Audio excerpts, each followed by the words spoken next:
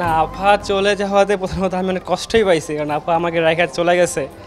অনেক স্বপ্ন ছিল আমি আবার সাথে যাব, কিন্তু আপা আমাকে নিয়ে যায় নাই। আপা আমাদের প্রিয় অভিভাবক ছিল, অভিভাবক যখন আমাদের রেখে গেছে তখন আমরা অনেক বিপদেই আছি।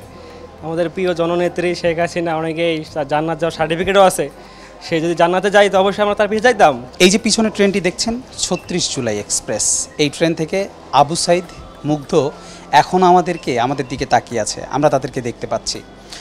বাংলাদেশ ইসলামী ছাত্র শিবিরের আয়োজনে এই ৩৬ জুলাই এক্সপ্রেস ট্রেনের মাধ্যমে যারা এখন পর্যন্ত এই গণ অভ্যুত্থানে শহীদ হয়েছেন তাদের ছবি আমাদেরকে আবারও মনে করিয়ে দেয় সেই সময়ের স্মৃতি। যারা শহীদ হয়ে গিয়েছেন এই দেশের স্বার্থে তাদেরকে মনে করিয়ে দেয়। শুধু এই ট্রেন নয়, এই ট্রেনের পাশাপাশি সেই সময় নানা ধরনের ঘটনা, স্বৈরাচার সরকারের সময়ে অত্যাচারিত বিভিন্ন ধরনের মানুষের ওপরে যে ধরনের নির্মমভাবে অত্যাচার করেছে সেই চিত্রগুলো তারা ফুটিয়ে তুলেছেন আজকে এই যে ৩৬ জুলাই এক্সপ্রেস যেই জায়গাটি আমরা দেখছি, এখানে প্রদর্শনী, সেই প্রদর্শনীর মধ্যে আজ ৫ই আগস্ট সেটিকে তুলে ধরা হয়েছে। এখানে যারা দেখতে এসেছেন, যারা দর্শনার্থী, তাদের সাথে আমরা কথা বলবো, তাদের অনুভূতিটুকু আমরা জানার চেষ্টা করব। চলুন যাওয়া যাক। সূরা আত-তওবা আয়াত ৮২-এর মধ্যে বলেছিল আল্লাহ তাআলা যে ওরা নিশ্চয়ই হেসেনিক, শীঘ্রই তারা কৃতকর্মের জন্য কাঁদবে।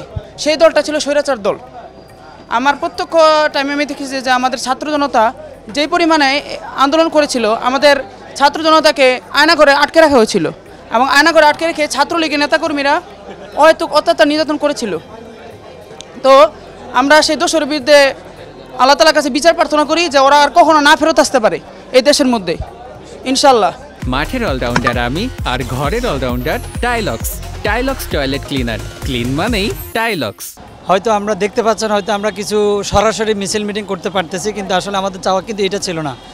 আমাদের চাওয়া ছিল একবারে বৈষম্য বিরোধী যে ছাত্র আন্দোলন যেটা ছিল, বা বাংলাদেশ ইসলামী ছাত্র শিবিরের যে চাহিদাটা ছিল, সেই চাহিদাটা ছিল যে ক্যাম্পাসগুলো থাকবে সম্পূর্ণ অরাজনৈতিকভাবে, সকল ছাত্রছাত্রী নিজেদের অধিকারগুলো তারা আদায় করতে পারবে, বলিষ্ঠ কণ্ঠে তারা নিজেদের অধিকারগুলো চাইতে পারবে। সেগুলো এখন আমরা চাইতে পারতেছি না। আমরা একটা মুক্ত স্বাধীন বাংলাদেশ চাই। এখানে কোনো বৈষম্য থাকবে না, এখানে কেউ আর নির্যাতিত হবে না, কেউ নিষ্পেষিত হবে না, এমন বাংলাদেশ আমরা চাই।